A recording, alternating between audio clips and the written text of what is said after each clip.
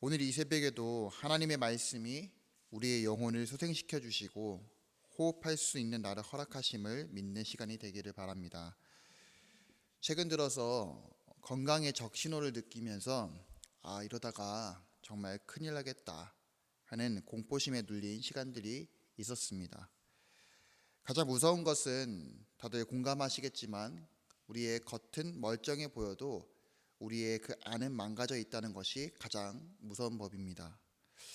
눈에 보인다면은 그 즉시 상처를 치료하고 또 어떤 임기응변에 대처할 수 있는 부분이 있겠지만 눈에 보이지 않고 점점 무섭게 다가오는 건강의 적신호는 빨리 발견하지 못하면 우리의 생명에도 지장이 있음을 알게 됩니다. 그래서 많은 이들이 그런 신호를 받거나 또는 예방을 위해서 운동을 하고 또 먹는 식단을 잘 신경 써서 먹으며 건강을 잘 챙겨갑니다. 그만큼 요즘 우리가 살아가고 있는 시대는 건강에 대해서도 많은 신경을 쓰고 살아가게 됩니다. 오늘 이 하루도 생명을 허락하시고 호흡할 수 있는 건강을 허락하심에 감사하면서 우리의 몸뿐만 아니라 우리의 영혼의 건강도 하나님의 말씀으로 더욱 건강해지는 시간이 되기를 주님의 이름으로 축복합니다. 오늘 본문 시편 126편의 배경은 1차적으로 이스라엘의 고된 포로 생활과 매우 밀접한 연관이 있습니다. 1절입니다. 여호와께서 시온의 포로를 돌려보내실 때에 우리는 꿈꾸는 것 같았도다. 이것은 유다 왕국의 패망과 함께 시작된 70년간의 포로된 바벨론 포로 생활에서의 귀환에 대한 기쁨을 묘사하고 있기 때문입니다. 포로에서 자유를 얻게 된 이들은 말로 표현할 수 없는 기쁨을 이들에게 있었을 것입니다. 여기서 나오는 기쁨이라는 말은 표현하는 리나라는 단어가 있습니다. 2절과 5절, 6절에서 반복 등장함을 통하여서 이들이 얼마나 기뻤는지에 대해서 짐작을 해볼 수가 있습니다. 그리고 이 시편 126편은 두 개의 연으로 구성되어 살펴볼 수가 있습니다. 제1연은 1절부터 4절까지로 하나님께서 이스라엘의 번영을 회복시키는 것에 대해서 생각해 볼 수 있습니다. 두 번째 연은 5절부터 6절까지 그 앞에 나와 있는 1연을 교훈적 잠언으로 제시됨을 살펴볼 수 있습니다. 시편 126편 1절에서 2절 시온의 포로를 돌려보내실 때, 그리고 2절에 여호와께서 그들을 위하여 큰 일을 행하셨다. 여기서 이 부분은 요엘서 3장 1절을 떠오르게 합니다. 요엘서 3장 1절에서는 이렇게 기록되어져 있습니다. 보라, 그날 곧 내가 유다와 예루살렘 가운데서 서로 사로잡힌 자들을 돌아오게 할 그때에 라고 기록되어져 있습니다. 이렇게 시편 126편은 시온의 포로를 돌리시는 주체가 하나님이심을 분명하게 언급하는 것을 살펴봐야 합니다. 시편의 저자는 포로에서 억눌렸던 그들의 삶이 자유를 얻게 되는 것에 대한 기쁨이 바로 하나님으로부터 시작하였음을 믿어 의심치 않았습니다.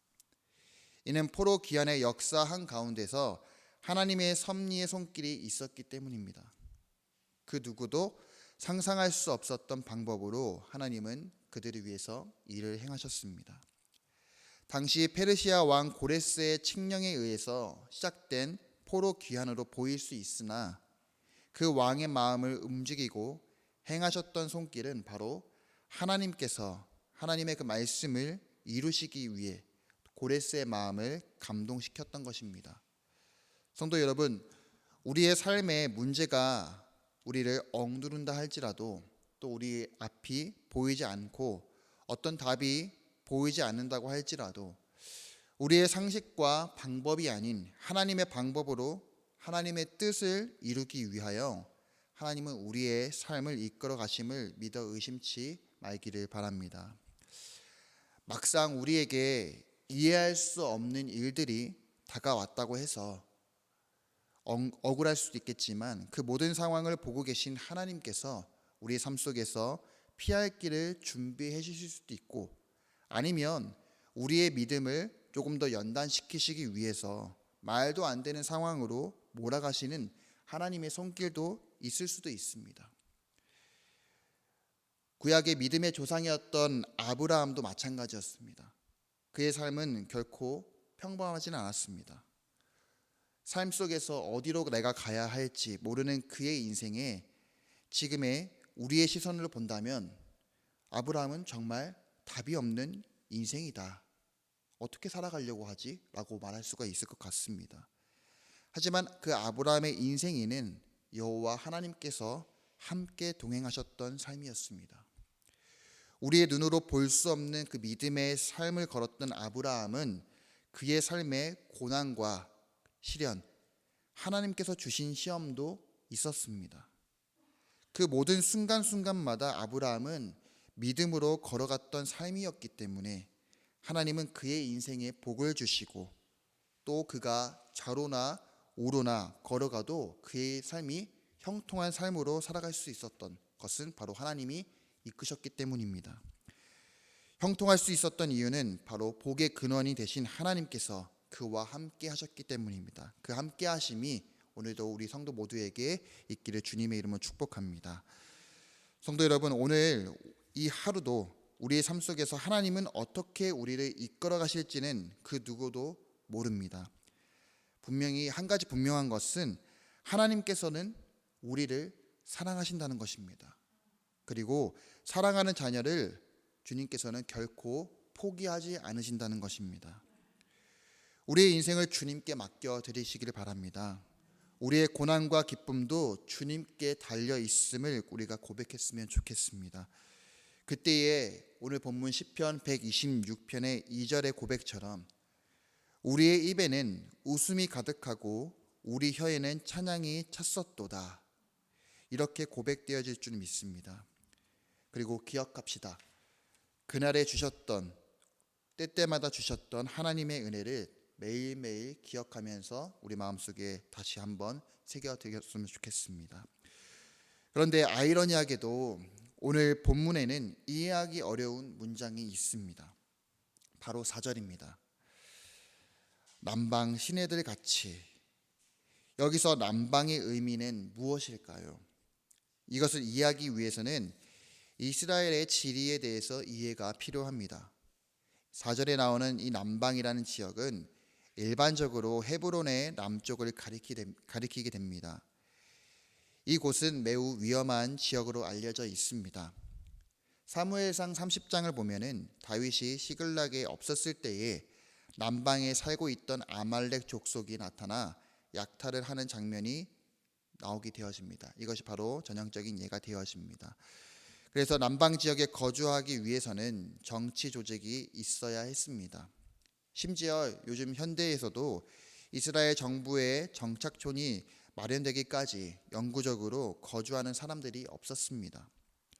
그리고 이 지역은 강수량이 변화무쌍한 지역입니다. 평소에는 마른 상태인 광야로 있었다면, 비 한 방울도 떨어지지 않는 이 광야가 있었다면은 100년에 한 번씩 엄청난 비가 내려서 홍수가 나는 지역이기도 합니다. 상상을 해보면 피해가 막심하겠죠. 왜 여기 시편의 저자는 이 4절처럼 남방 시내같이 주님 돌려보내달라고 이렇게 고백을 했었을까요? 분명히 하나님의 은혜 또 하나님의 사랑을 얻게 되고 그 기쁨을 누린다고 하면은 조금 더 좋은 환경으로 인도해달라고 고백할 수 있었을 것인데 왜 이렇게 변화무쌍한 지역으로 돌려보내달라고 고백했었을까요? 다시 말해서 이 남방 시내라는 표현은 갑작스럽고 빠른 변화를 의미합니다. 바로 현재는 그들이 맞닥뜨리고 있던 그 현재 상황은 포로 생활로 인하여 힘들고 고통스럽지만 큰 물이 남방 시내에 흘러 황량한 광야를 바꾸듯이 그들의 고통의 포로 생활이 완전히 바꾸어 달라는 그들의 간곡한 간절한 소망이 담긴 시편의 저자의 기도입니다.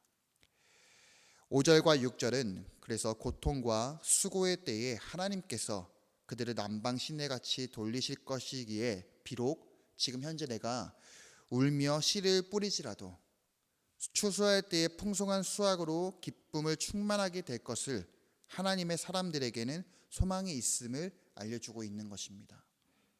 성도 여러분, 그리스도인은 고난 중에도 기뻐할 수 있는 자가 되어야 합니다. 솔직히 저도 마찬가지지만 이 말을 꺼내기에는 조금 조심스러운 부분도 있습니다.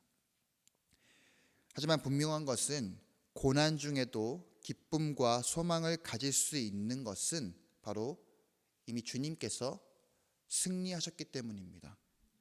죽음의 문턱까지 가셨던 그 주님께서 죽음에서 부활하신 주님, 그 주님이 계시기에 세상의 고난과 역경이 있을지라도 승리하신 주님을 바라볼 수 있게 되는 것입니다. 로마서 5장 3절 말씀, 환난은 인내를, 인내는 연단을 낳는다. 그리고 야고보서 1장 3절에서 4절 말씀, 이는 너희의 믿음의 시련이 인내를 만들어내는 줄 너희가 암이라. 인내를 온전히 이루라. 이는 너희로 온전하고 구비하여 조금도 부족함이 없게 함이라. 아멘. 오늘 이 하루도 나의 믿음이 더 견고해지고 고난 가운데 있어도 주님을 바라보면서 승리할 수 있는 하루가 되시기를 주님의 이름으로 축복합니다. 이 시대에 주님께서 가장 원하시는 것이 무엇일까라고 생각을 해본다면 우리의 믿음을 굳건하게 잘 지키는 것이 아닐까 생각해 보게 되어집니다. 많은 세상이 혼란스럽고 또 우리의 마음을 흔들고 믿음을 흔들릴 수 있는 요소들이 너무 많기 때문입니다. 우리가 그럴 때마다 오늘 이 새벽에도 마찬가지지만 하나님의 말씀 붙들고 우리 삶 속에서 주님이 함께 하심을 믿음의 눈으로 보고 믿음의 귀로 들으면서 항상 주님과의 교제가 더욱더 간절히 뜨거워지는 시간이 되어지기를 주님의 이름으로 축복합니다.